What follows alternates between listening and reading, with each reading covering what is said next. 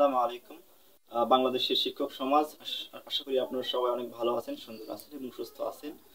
শিক্ষক সমাজের আসলে সরকারের প্রতি এবার অনেক প্রত্যাশা ছিল, অনেক কিছু দাবি দেওয়া ছিল এবং সেটা নিয়ে কিন্তু অনেক আলাপ আলোচনা হয়েছে এবং শেষ পর্যন্ত শিক্ষকদের যে বাড়ি ভাড়া বা অন্যান্য যে বিষয় সেগুলো কিন্তু ধামাচাপা পড়ে অনেকটাই নিচে চলে গিয়েছে এবং এই মুহূর্তে ট্রেন্ডিং যেটা সেটা কিন্তু শিক্ষকদের উৎসব ভাতা। আজকে এমপিভুক্ত শিক্ষকদের উৎসব ভাতা নিয়ে নতুন একটি আপডেট এসেছে, সেটি আপনাদের আমি জানিয়ে দেবো।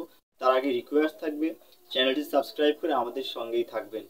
আর হ্যাঁ, যে কোনো নতুন তথ্য পাওয়া মাত্রই আপনাদেরকে আমি জানিয়ে দেব।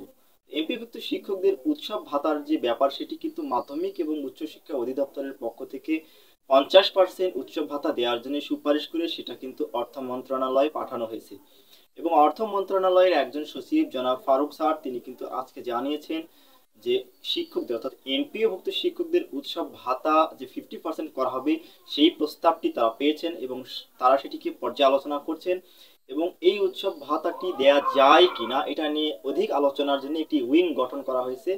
তারা এটা নিয়ে আরো অধিক পর্যালোচনা করে একটি সিদ্ধান্ত দিবেন এবং এই অর্থটি দেওয়ার জন্য অর্থাৎ উৎসব ভাতা যদি বাড়ানো হয় তাহলে সেটি দেওয়ার মতো অর্থ তাদের সংস্থান আছে কিনা বা কিভাবে সংস্থান হবে প্রভৃতি বিষয়গুলো তারা অ্যানালাইসিস করবেন। তারপরে আগামী মাসে অর্থাৎ মে মাসে এই শিক্ষকদের উৎসব ভাতা নিয়ে একটি প্রজ্ঞাপন আসতে পারে।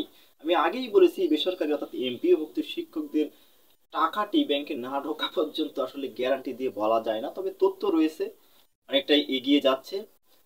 দেখা যাক কতদূর কি হয়, আগামী মাসেই হয়তো এটি আপনাদের সামনে পরিষ্কার হবে এবং ঈদুল আজহা থেকেই সেটি বাস্তবায়ন হতে পারে। অনেক ভালো থাকবেন, ধন্যবাদ।